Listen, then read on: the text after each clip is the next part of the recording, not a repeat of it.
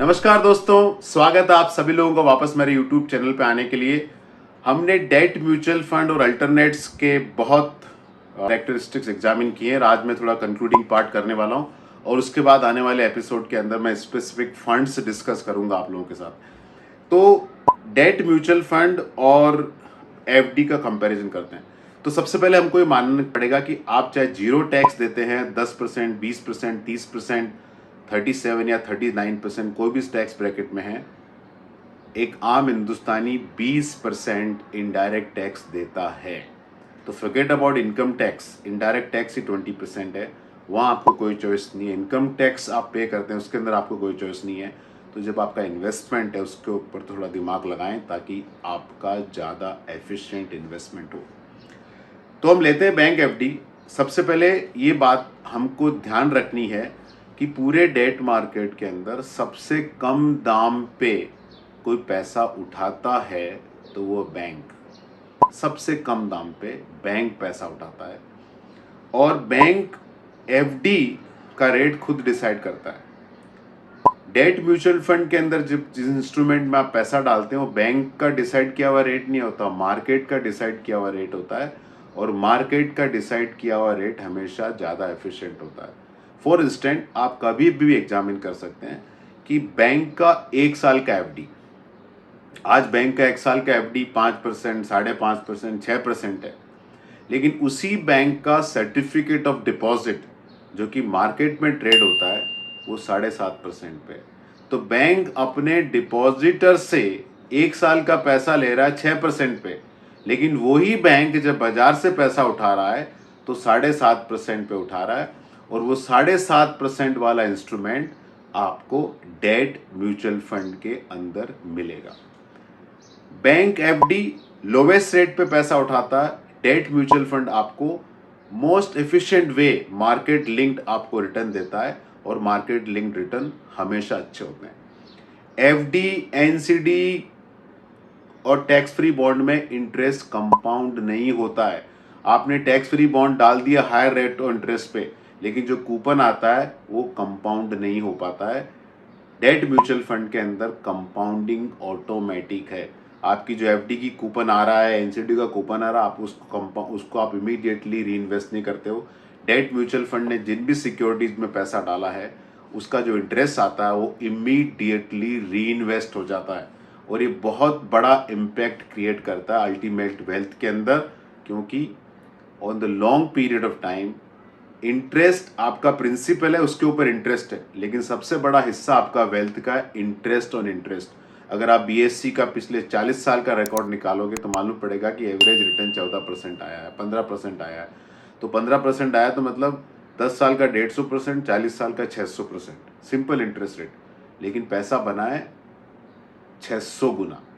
तो जो वेल्थ बनी है 90% of the wealth of the stock market is return on return. Similarly debt mutual fund के अंदर रिटर्न और रिटर्न ऑटोमेटिकली कैप्चर होता है, जो कि नॉर्मल डेट इंस्ट्रूमेंट के अंदर नहीं होता। इम्पैक्ट ऑफ टैक्सेशन, आपको बाकी डेट इंस्ट्रूमेंट के अंदर हर साल टीडीएस लगता है, हर साल टैक्स का प्रोविजन करना पड़ता है। डेट म्यूचुअल फंड के अंदर पहले तो जब तक आपने पैसा नहीं निकाला कोई टैक्स इंसिडेंट नहीं है, और अगर आपने पैसा भी निकाला तो डोमेस्टिक इन्वेस्टर के लिए कोई टीडीएस का इम्पैक्ट नहीं है। तो कंपाउंडिंग आपकी ज़्यादा इफेक्टिव होती है। आपने 1 लाख रुपए एफडी में डाला, एक साल बाद 1,06,000 हो गया, 6,000 पे आपको टैक्स देना पड़ेगा। और जो आपने टैक्स दिया, सपोज आप 10% टैक्स ब्रैकेट में हो, 20% टैक्स ब्रैकेट में हो, सपोज आप 20% टैक्स ब्रैकेट में हो, तो 6,000 इंटरेस्ट पे आपने 1,200 रुपये टैक्स दिया, तो अगले साल 1,04,800 ही आगे बढ़ रहा है। जबकि डेट म्यूचुअल फंड के अंदर पूरा 1,06,000 आगे बढ़ रहा है। और debt mutual fund effectively FD के अगेंस्ट में 1% रिटर्न ज़्यादा ग्रॉस बेसिस पे भी देता है, नेट ऑफ टैक्सेशन पे तो कंपाउंडिंग बहुत ज़्यादा होती है। तीसरा है कि काफ़ी लोग बोलते हैं हमको फिक्स रिटर्न मिल रहा है, फिक्स पीरियड के लिए रिटर्न मिल रहा है। एक्चुअली ये सोल्यूशन ही, ये प्रॉब्लम है। जब आप 30 दिन की एफडी करते हो या 1 साल की करते हो या 3 साल की करते हो, 5 साल की करते हो, 10 साल की भी करते हो, उसके बाद क्या करते हो आप? इमीडिएटली 1 साल बाद तो आपको पैसा नहीं चाहिए होता, इमीडिएटली 3 साल बाद तो पैसा नहीं चाहिए होता है, पूरा पैसा नहीं चाहिए होता, थोड़ा चाहिए हो सकता उस टाइम, तब क्या करोगे आप? डेट म्यूचुअल फंड में आप सपोज आपने 3 साल का कॉर्पोरेट बॉन्ड फंड में पैसा डाला और 3 साल बाद आपको पैसे की जरूरत नहीं है, वो आपको 42nd मंथ पे चाहिए, 48th मंथ पे चाहिए, कोई घबराने की जरूरत नहीं है। जितने दिन पैसा पड़ा रहेगा उतना आपको इंटरेस्ट आता रहेगा। और उसके अलावा डेट म्यूचुअल फंड की खासियत ये भी कि आपने 50 लाख रुपए डाला, 3 साल बाद आप 5 लाख रुपए निकाल सकते हो, 4 लाख रुपए वापस डाल सकते हो, आपको पूरा एफडी तोड़ने की जरूरत नहीं है। तो ज्यादा बेटर अल्टरनेट है debt mutual fund, because continuous basis पे आपका रिटर्न जनरेट होता रहता है, फिक्स टेन्योर वाला झमेला ही नहीं है आपके मन में। बेटर कैश फ्लो मैनेजमेंट है डेट म्यूचुअल फंड के अंदर। आपने बैंक एफडी में पैसा डाला, आपको हर महीने या हर 3 महीने या हर 6 महीने में आपको इंटरेस्ट आ रहा है। आपको पैसा चाहिए या नहीं चाहिए, आप उसका इफेक्टिव यूटिलाइजेशन कर पा रहे हो और नहीं कर पा रहे हो, कोई फर्क नहीं पड़ता, आपको इस एक डेट को आपके बैंक में पैसा आ जाता है। डेट म्यूचुअल फंड आपको ग्रेटर फ्लेक्सिबिलिटी देता है। सपोज आपको 50,000 रुपये महीने की जरूरत है, अब एग्जैक्ट 50,000 तो चाहिए नहीं, आपको एक्चुअली चाहिए अर्जेंट हर महीने 30,000 रुपये चाहिए, 20,000 रुपये आपका डिस्क्रिशनरी है। डेट म्यूचुअल फंड में आप ये कर सकते हो कि हर महीने 30,000 रुपये निकालो फिक्स, और 20,000 रुपये जब जरूरत है तभी निकालो, ज्यादा भी निकाल सकते हो, कम भी निकाल सकते हो। दूसरा, आप डेट फिक्स कर सकते हो, बाकी इंस्ट्रूमेंट पे फिक्स रेट को आपको इंटरेस्ट आना ही है, तो उसके बाद वो पैसा यूटिलाइज नहीं हो तो उस पैसे का लीकेज होता है। डेट म्यूचुअल फंड में आप ये फिक्स कर सकते हो कि मुझे 30,000 रुपये चाहिए, 5,000 रुपये 1 तारीख को, 5,000 रुपये 5 तारीख को, 5,000 रुपये 10 तारीख को, 5,000 15, 5,000 रुपये 20 तारीख को, 5,000 रुपये 25 तारीख को। ये ग्रेटर फ्लेक्सिबिलिटी आपको देता है। और जिस महीने पैसा नहीं चाहिए उस महीने आप पैसा रोक भी सकते हो, नहीं लो, और पैसा आ गया तो और डाल सकते हो डेट म्यूचुअल फंड के अंदर। तो ग्रेटर कैश फ्लो मैनेजमेंट आप लोगों के पास अवेलेबल है। लॉस हार्वेस्टिंग, आपने किसी दोस्त को पैसा दिया, वो पैसा रिटर्न नहीं कर रहा है, तो आप उसका लॉस अपनी बुक्स में एडजस्ट नहीं कर सकते।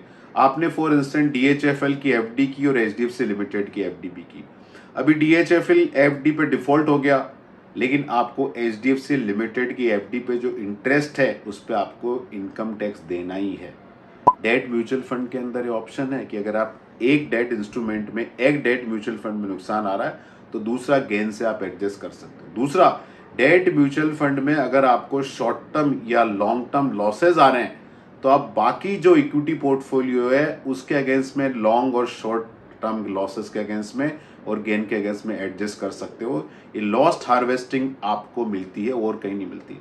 प्रोफेशनल मैनेजमेंट, सबसे बड़ी खासियत है कि डेट म्यूचुअल फंड आपको बताते हैं कि किस पीरियड में, किस ड्यूरेशन में आपको पैसा डालना चाहिए।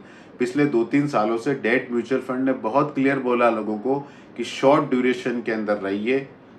किसी ने नहीं बोला कि आपको 5 साल या 10 साल के डेट इंस्ट्रूमेंट में पैसा डालना। कितना बड़ा वैल्यू एड किया डेट म्यूचुअल फंड वालों ने, और अब इंटरेस्ट रेट बढ़ा तो अब आके आपको बोल रहे हैं कि आप कॉर्पोरेट बॉन्ड में डालिए, क्रेडिट में डालिए।